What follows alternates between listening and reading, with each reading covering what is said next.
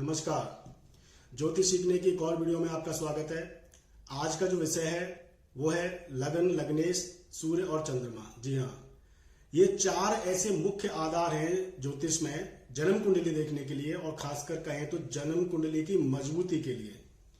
यानी कोई जन्म कुंडली कितनी मजबूत है, उसमें जो राजयोग हैं उनका फल कितना मिलेगा। कई बार आपने देखा है कि राजयोग जो कुंडली में होते हैं, बहुत लोग आते हैं, बहुत लोग कहते हैं कि जी सर हमारी जो कुंडली है या मेरी जो कुंडली है उसमें इस तरह का राजयोग है, या भद्र नाम का महापुरुष राजयोग है, शश नाम का महापुरुष राजयोग है, या बहुत सारे और कई राजयोग वो बताते हैं। और आपने भी देखा है, हम देखते हैं कुंडलियों में कि बहुत सारे राजयोग है लेकिन उनका फलित नहीं होता, यानी उनका जो फल मिलना चाहिए वो नहीं होता है। इसके पीछे के कारण क्या है? जबकि वही राजयोग किसी दूसरी व्यक्ति की कुंडली में अगर आप देखेंगे तो उसके फल उनको मिलते हैं। राजयोग कुंडली में है, इसका फल मिलेगा कि नहीं मिलेगा, ये सिर्फ राजयोग पर ही निर्भर नहीं करता है। जन्म कुंडली में जब किसी भी जन्म कुंडली की नींव, यानी कि जो जन्म कुंडली है वो कितनी मजबूत है, अगर वो मजबूत नहीं है तो उस राजयोग का फल आपको नहीं मिलेगा। किसी भी जन्म कुंडली को देखना हो, प्राथमिक तौर पर यानी फर्स्ट इंक्लिनेशन में अगर आपको देखना हो कि कुंडली में कितनी मजबूती है, किसी भी कुंडली को आपको जब देखेंगे, या आप अपनी ही कुंडली को आप निकालिए जन्म कुंडली को, और उसमें देखिए कि कितने राजयोग आपको लगे हुए हैं। अगर कोई राजयोग है तो उसका फल कितना आपको मिल रहा है, या अगर राजयोग है उसका फल नहीं मिल रहा है तो क्यों नहीं मिल रहा है। राजयोग से पहले सबसे पहले हमको जानना चाहिए कि क्या कुंडली इतनी मजबूत है कि वो राजयोग का फल दे पाए।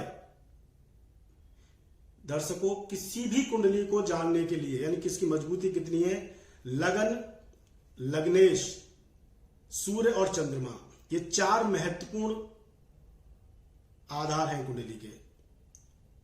सब जानते हैं लगन, लग्नेश यानी लगन होती है। सूर्य को भी लगन माना जाता है, चंद्रमा को भी लगन माना जाता है। सूर्य और चंद्रमा को लगन क्यों माना जाता है? जब लगन को ही लगन माना जाता है तो फिर सूर्य और चंद्रमा को लगन क्यों माना जाता है? अगर लगन आपकी देह है तो सूर्य क्या है? सूर्य आपका कॉन्शियस पार्ट है, यानी आपका जो आपका सचेतन मन है वो आपका सूर्य है। और चंद्रमा को भी लगन माना जाता है क्योंकि चंद्रमा अचेतन मन यानी आपका सबकॉन्शियस पार्ट है, जिसे हम अंतर मन भी कहते हैं। इसीलिए ये लगन, चंद्रमा और सूर्य ये आपस में बहुत संबंधित हैं। यानी जिसका लगन, लग्नेश बड़ी है और साथ में सूर्य और चंद्रमा भी बली हैं, तो वो कुंडली अपने आप में बहुत मजबूत हो जाती है। अब उसमें राजयोग उतने ना भी लगे हों, जरूरी नहीं है। जिन व्यक्तियों की कुंडलियों में राजयोग होते हैं वही जीवन में सारी सुख समृद्धि या जीवन में सफलता प्राप्त करते हैं। हाँ, निसंदेह राजयोग जो होता है वो सफलता दिलाता है व्यक्ति को। जीवन में जो भी सुख सुविधाएं जिस तरह का राजयोग कुंडली में लगा हुआ है वो सारी चीजें उसको जब तक वो देता है। लेकिन राजयोग का फल तब मिलेगा, यानी कहें तो किसी भी अच्छे ग्रह का फल, जो अच्छा ग्रह आपकी कुंडली में बैठा हुआ है, जरूरी नहीं है वो राजयोग ही हो, कोई अच्छा ग्रह अगर आपकी कुंडली में बैठा हुआ है तो उसका फल अगर नहीं मिल रहा है, उसकी दशा अंतर दशा में उसका फल नहीं मिल रहा है, इसका मतलब आप कुंडली में देखिए सूर्य और चंद्रमा की क्या पोजीशन है, सूर्य और चंद्रमा की क्या स्थिति है, लगन और लग्नेश की क्या स्थिति है। अगर सिर्फ लगन और लग्नेश ही बली है, सूर्य चंद्रमा बली नहीं है, तो आप अनुमान लगा सकते हैं कि कितना वो कुंडली आपको फल देने वाली है। लेकिन सूर्य चंद्रमा अगर कमजोर है भी, और अगर लगन लग्नेश बली है, यानी लग्नेश जो होता है वो प्रथम होता है, यानी लगन और लग्नेश अगर दोनों बली हैं, फिर उसके बाद चाहे कितने भी ग्रह आपके कितने भी ग्रह, 2 या 3 या 4 जितने भी ग्रह अगर आपके बली नहीं है, वो कमजोर होकर के बैठे हो, फिर भी आप जीवन में कहीं ना कहीं अपने प्रयास से चीजों को पा लेते हैं। अब सूर्य और चंद्रमा, पहले लग्नेश को देख लेते हैं। लग्नेश यानी कि लगन जो है आपकी, उसका जो लगन का स्वामी है वो किस स्थिति में बैठा हुआ है कुंडली में। जाहिर सी बात है, जो ज्योतिष के विद्यार्थी वो जानते होंगे कि लग्नेश अगर केंद्र में ही कहीं बैठा हो और वो अपनी ही राशि का बैठे, बहुत अच्छा है। लगन में बैठे अपनी ही राशि का, बहुत अच्छा है। त्रिकोण में जाके बैठे, पंचम में और 9वें घर में अगर जाके लग्नेश बैठता है, बहुत ही अच्छा है। उसमें अगर देवगुरु बृहस्पति लग्नेश हो जाता है तो ये और अच्छा है, क्योंकि वो वहां के पांचवें भाव का और 9वें भाव का कारक ग्रह होता है। वहां से वो लगन को देखेगा, 5वें घर को देखेगा और 9वें घर को देखेगा। तो यानी कुंडली में अगर लग्नेश पंचम में जाकर के बैठता है, अपने आप में कुंडली जो है बहुत ही संतुलित हो जाती है। उसके बाद सूर्य और चंद्रमा, देखिए मन और अंतर्मन, यानी आपका सचेतन मन और अंतर्मन जो है आपका, अगर आपका सही नहीं होगा, यानी वो तालमेल में नहीं होगा, तो आप खुद सोचिए क्या आप डिसीजन ले पाएंगे जीवन में, या कोई कार्य आपका होगा, या आपका जो मन है, जिस तरह के विचार आपको आते हैं, उन चीजों को करने के लिए आप कितने प्रयास कर पाएंगे, ये आपका सूर्य और चंद्रमा, यानी आप उस प्रयास के लिए कितने तत्पर हैं, ये आपके सूर्य और चंद्रमा की पोजीशन भी जरूरी है। देखिए कुंडली में या कहीं तो ज्योतिष में, ये आप पता है बहुत सारे विद्यार्थी इस बात को जानते होंगे, मैं आपको बता देता हूं कि सबसे अच्छी जो पोजीशन होती है वो होती है त्रिकोण और नवम पंचम योग। जितनी भी अच्छी आस्पेक्ट बोली गई है, आस्पेक्ट मतलब दृष्टि, यानी ग्रहों की जो दृष्टियां होती हैं उनमें सबसे अच्छी दृष्टि होती है नवम पंचम योग। यानी कि जब ग्रह किसी भाव से या किसी दूसरे ग्रह से अगर 120 डिग्री पे जाकर के बैठता है, 120 डिग्री या 100 या फिर कहें तो 5 घर आगे जाकर या 9 घर आगे जाकर के बैठता है, तो वहां पर त्रिकोण की स्थिति बनती है। यह सर्वाधिक अच्छी स्थिति होती है। तो अगर वो चंद्रमा और सूर्य अगर आपके आपस में यानी नवम पंचम योग में बैठे हुए, ये बहुत ही श्रेष्ठ कर स्थिति होती है। ऐसे व्यक्ति देर सवेर जो उनके प्रयास होते हैं वो उनको पा लेते हैं। अच्छा, इसके पीछे का कारण क्या है, क्यों पा लेते हैं वो?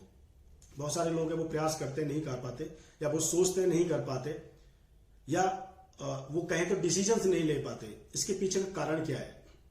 देखिए, नवम पंचम जो स्थिति कुंडली में होती है, वहां से जो चंद्रमा होता है वो पापी चंद्रमा नहीं होता, यानी वो क्षीण चंद्रमा नहीं होता है। शुक्ल पक्ष का चंद्रमा अगर पूर्णिमा का चंद्रमा हो, यानी समसप्तक का योग हो चंद्रमा और सूर्य का, बहुत ही अच्छा है। ऐसे जातकों में बहुत अच्छा कॉन्फिडेंस होता है। इनके ऐसे जो जातक होते हैं जिनका नवम पंचम सूर्य का संबंध होता है या समसप्तक यानी पूर्णिमा का जन्म होता है, ऐसे जो जातक होते हैं या ऐसे जो व्यक्ति होते हैं, जातिकाएं होती हैं, उनका मन और बुद्धि का समन्वय बहुत अच्छा होता है। और यही स्थिति अगर सूर्य चंद्रमा की अगर लग्नेश से अच्छी बन जाए या लगन से भी अच्छी बन जाए तो ये बहुत ही अच्छा है। फिर दर्शकों, सिर्फ राजयोग होना आपकी कुंडली में ये काफी नहीं है। हाँ, एक और तीसरी स्थिति होती है कुंडली में जिसे हम तात्कालिक मित्रता कहते हैं। यानी कोई भी ग्रह जब 3 घर आगे 3 घर पीछे बैठता है, तात्कालिक मित्रता कहते हैं। इसी को हम सेक्सटाइल एस्पेक्ट भी कहते हैं वेस्टर्न एस्ट्रोलॉजी में।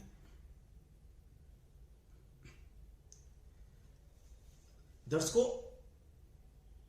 मैं आपको एक चीज बताता हूं कि क्या होता है, कि ऐसा क्यों होता है। यानी आपके मन में एक प्रश्न आता है कि ऐसा क्यों होता है कि जब नवम पंचम में कोई ग्रह बैठता है या कोई लग्नेश त्रिकोण में जाता है या कोई तात्कालिक मित्रता में ग्रह जाता है तो वो अच्छे फल क्यों करते हैं? इसके पीछे का कारण क्या है?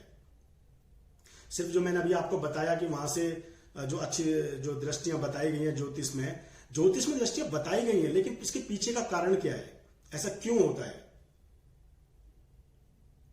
इसका एक बृहद में एक बहुत बड़ी एक विस्तार से वीडियो इसमें बनाऊंगा आगे चल के, लेकिन मैं अभी आपको इसमें थोड़ा सा आपको बता देता हूं। इसके पीछे कारण यह है कि जो तत्व होता है, यानी कि जो हमारे 4 तत्व होते हैं, अग्नि तत्व, वायु तत्व, पृथ्वी तत्व और जल तत्व। जब आप नेचुरल जोइडिक को देखेंगे, हॉरोस्कोप को, जहां नेचुरल जोइडिक होता है, यानी कि जो काल पुरुष की जो कुंडली होती है, उसमें आप देखेंगे कि नवम पंचम यानी एक घर से और 5 घर आगे और 9 घर आगे जो तत्व होता है वो बिल्कुल सेम होता है। यानी अग्नि तत्व की अगर लगन है तो 5वें घर में जो राशि होगी उसका भी तत्व अग्नि तत्व का ही होगा, और 9वें घर में जो राशि होगी उसका भी तत्व अग्नि तत्व का ही होगा। तो यानी लग्नेश जो अग्नि तत्व राशि का स्वामी है और वो अग्नि तत्व में ही जाकर के बैठेगा तो ये उसके लिए श्रेष्ठकर स्थिति होती है। यानी अगर आग में ही सम्मिलित की जाए तो वो ज्यादा अच्छी स्थिति है। यानी अग्नि तत्व अब क्या हो, अब आप जो दूसरी एक एस्पेक्ट हम जो तात्कालिक मित्रता की बात करते हैं, जो 3 घर आगे कोई ग्रह से और जो दूसरा ग्रह वो बैठा हो या 3 घर पीछे घर बैठा हो, तो उसमें क्या स्थिति होती है? उसमें जो स्थिति ये होती है कि तीसरे घर में जो राशि पड़ती है और जो पहले घर में राशि पड़ रही है, या कहीं भी वो आपस में जो अगर चौथा घर है, चौथे घर से अगर तीसरा घर पड़ेगा तो वो छठा घर पड़ेगा, तो यानी यहां पे जो राशियां रहेंगी ना, उनका जो तत्व होगा वो सामंजस्य वाला होगा। जैसे अगर अग्नि तत्व का अगर लगन है तो तीसरे घर में जो राशि पड़ेगी वो वायु तत्व की पड़ेगी, और जाहिर सी बात है अगर वायु तत्व और अग्नि तत्व का आपस में संबंध है, यानी वो एक दूसरे को कॉम्प्लीमेंट करते हैं। अग्नि में अगर वायु देंगे तो वो उसको कॉम्प्लीमेंट करेगा, तो आपस में उनका संबंध है। जैसे अगर जल तत्व किसी घर में जल तत्व की राशि हो और उससे 4 घर अगर आप देखेंगे तो वहां पे दूसरे तत्व की राशि आपको मिलेगी। अब यहां पर ये जो दृष्टि होती है, यानी इसको हम कहते हैं केंद्रीय प्रभाव, और ये जो केंद्रीय प्रभाव होता है ये सबसे ज्यादा कठिन होता है जन्म कुंडलियों में। इसे हम स्क्वायर एस्पेक्ट भी कहते हैं। यानी कोई भी हाउस या घर जब 90 डिग्री की एस्पेक्ट में होता है तो हम स्क्वायर एस्पेक्ट कहते हैं। ये सबसे ज्यादा हार्ड एस्पेक्ट होती है, यानी सबसे ज्यादा कठिन होती है, सबसे ज्यादा परेशानी देने वाली होती है। इसे हम वैदिक एस्ट्रोलॉजी में केंद्रीय प्रभाव कहते हैं। यानी कोई भी ग्रह जब एक दूसरे ग्रह से केंद्र में आ जाता है, यानी कब आएगा वो केंद्र में? या तो एक ग्रह से दूसरा ग्रह जो बैठा हुआ है, अगर वो 4 घर आगे बैठे या 7 घर आगे बैठे या फिर 10वें घर में जाकर के बैठेगा। यानी अगर कोई ग्रह मान लीजिए कि आपका तीसरे घर में बैठा हुआ है और अगर एक छठे घर में दूसरा एक और ग्रह बैठा हुआ है, तो आपस में इनकी जो एस्पेक्ट होगी यानी जो दृष्टि पड़ेगी वो केंद्रीय प्रभाव वाली होगी, यानी इसको स्क्वायर एस्पेक्ट कहते हैं। ये सबसे ज्यादा कठिन होती है, सबसे ज्यादा परेशानी वाली एस्पेक्ट ये होती है। हालांकि इसमें भी अलग भेद है, ये सबसे ज्यादा परेशानी वाली तो होती है, लेकिन जीवन में सफलता देने वाली भी यही होती है। क्योंकि जीवन में जब कठिनाइयां सबसे ज्यादा होती है तो व्यक्ति सबसे ज्यादा उस समय पे परिश्रम करता है। इसीलिए इसको एक तरह से बुरी एस्पेक्ट कहा है। आप खुद ही सोचिए कि अगर नवम पंचम योग और कुंडली में ज्यादा होंगे किसी भी व्यक्ति के, तो उसके जीवन पर उसका क्या प्रभाव होगा। और एक जब हार्ड एस्पेक्ट में और भी बहुत सारी एस्पेक्ट हैं, जैसे केंद्रीय प्रभाव मैंने आपको बताया, एक और होता है षडाष्टक योग होता है, ठीक है। तो एक वो भी एक एस्पेक्ट होती है, वो और भी ज्यादा, यानी स्क्वायर एस्पेक्ट जो होती है, यानी जो केंद्रीय प्रभाव वाली एस्पेक्ट होती है उससे भी ज्यादा प्रभावशाली होती है, वो ज्यादा परेशानी वाली होती है, षडाष्टक योग होता है वो। तो ऐसा इसमें क्या है जो यानी कि जिनके नवम पंचम योग ग्रह ज्यादा होते हैं आपस में, यानी जितने भी ग्रह अगर वो नवम पंचम में आपस में बैठे हों तो राजयोग तो ये बनता है बहुत अच्छा। लेकिन ये जो व्यक्ति होते हैं ये उतने ज्यादा, आप इसको इस तरह समझ सकते हैं कि ये जो व्यक्ति होते हैं ये कहीं ना कहीं भाग्य के धनी होते हैं। और जो सेल्फ मेड जिनको हम कहते हैं, यानी जो परिश्रम, यानी कि ज्योतिष में आप जो सुनते हैं कि विपरीत राजयोग, या एक जो जमीन से जुड़ा हुआ व्यक्ति जिसकी कोई परिकल्पना नहीं कर सकता कि वो एक अच्छे पद पे पहुंच सकता है, वो अच्छी एक सफलता प्राप्त कर सकता है जीवन में, वो स्क्वायर एस्पेक्ट्स ही ज्यादा होती हैं जीवन में उसके। यानी जितने वेल रिकॉग्नाइज्ड पर्सन होते हैं उनके अगर कुंडली आप देखेंगे तो उनमें सबसे ज्यादा जो एस्पेक्ट होती हैं, यानी जो दृष्टियां होती हैं आपस में ग्रहों की, जो आपस में ग्रहों के संबंध होते हैं कुंडली में, जिन भावों में वो बैठे हैं, वो ज्यादातर 90 डिग्री पे ही ज्यादातर होते हैं। अब बात आती है कि नवम पंचम योग के, जिनके नवम पंचम योग होता है वो तो बहुत सफल होते हैं, या फिर वो भी वेल नाउन होते हैं। वो वेल नाउन होते हैं, लेकिन वो सारी चीजें उनको पुनर्जन्मों के अच्छे कर्मों से मिली होती हैं।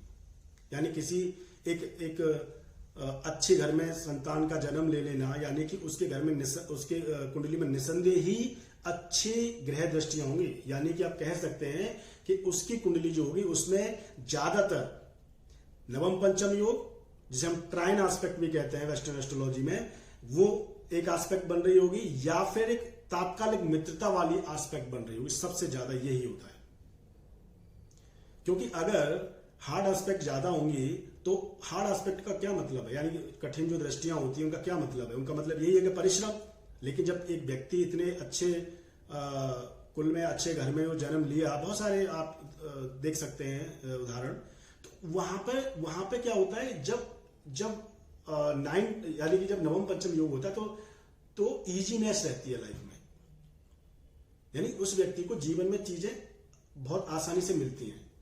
कभी बार आपने देखा होगा कि बहुत सारे लोग को आप जानते होंगे कि उनको चीजें आसानी से मिल जाती हैं, या जो चीजें वो सोचते हैं कि वो चीजें होनी चाहिए उनके पास, या ज्यादातर वो सोचते भी नहीं है कि उनके पास होनी चाहिए, वो फिर भी उनके पास होती हैं। तो ये दृष्टियां। लेकिन अभी हम मूल अपने प्रश्न पे आते हैं कि कुंडली के अंदर सबसे महत्वपूर्ण क्या है, क्या दशा चल रही है, क्या दोष है, क्या राजयोग है कुंडली में। ये सारी चीजें अगर फल देंगी, करेंगी, तो सबसे महत्वपूर्ण होगा लगन, लग्नेश और सूर्य चंद्रमा की स्थिति। सूर्य चंद्रमा की स्थिति बाद में आती है, लेकिन सबसे जो महत्वपूर्ण होता है वो होता है लगन और लग्नेश।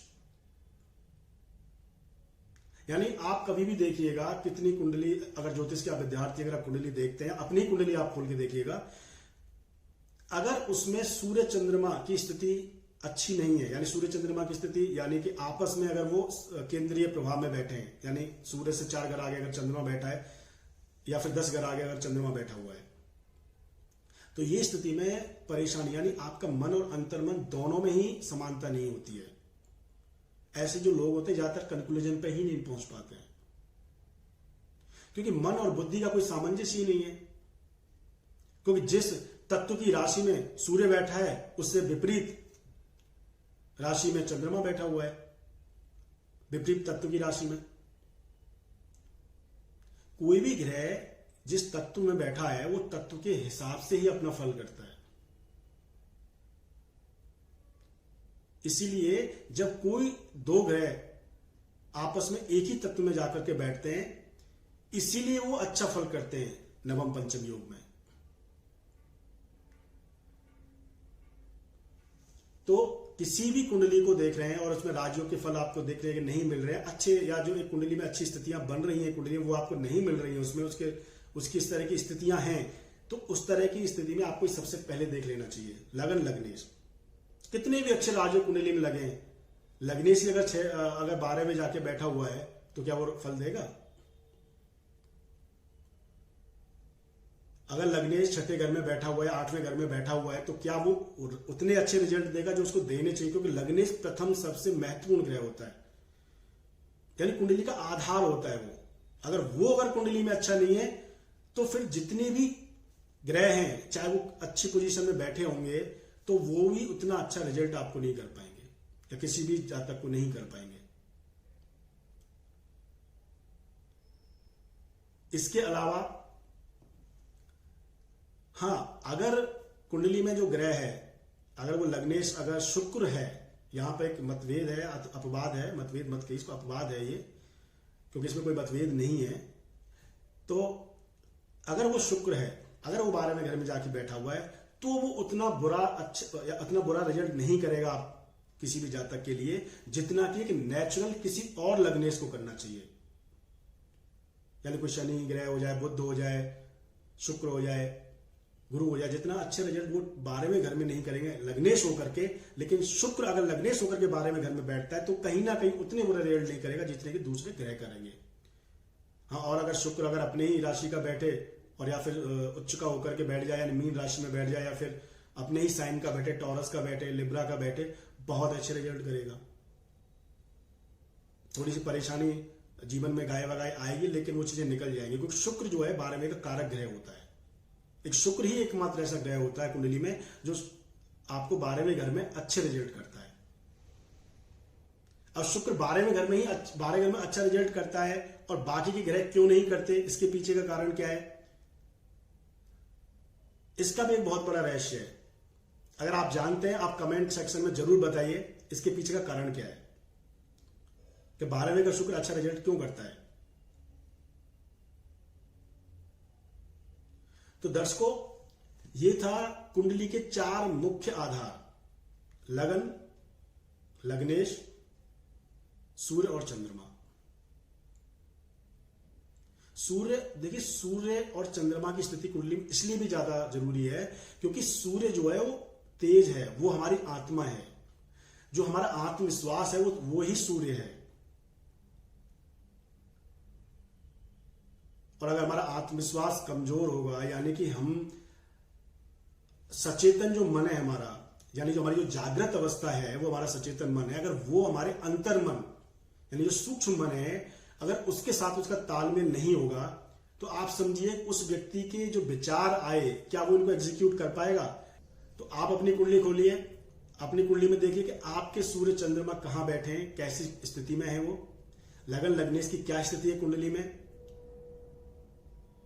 यानी जितना अच्छी स्थिति में वो होंगे वो आप अपने जो आपके जो बीते हुए समय उसको आप देखिए, उसको एनालिसिस करिए, देखिए कि उसके रिजल्ट्स कैसे रहे हैं। आगे और भी सारे विषयों पर चर्चा होगी। ज्योतिष के, देखिए ज्योतिष सीखने के लिए आपको बेसिक्स बहुत अच्छे होने चाहिए, बेसिक्स क्लियर होने चाहिए और वो भी लॉजिक के साथ होना चाहिए।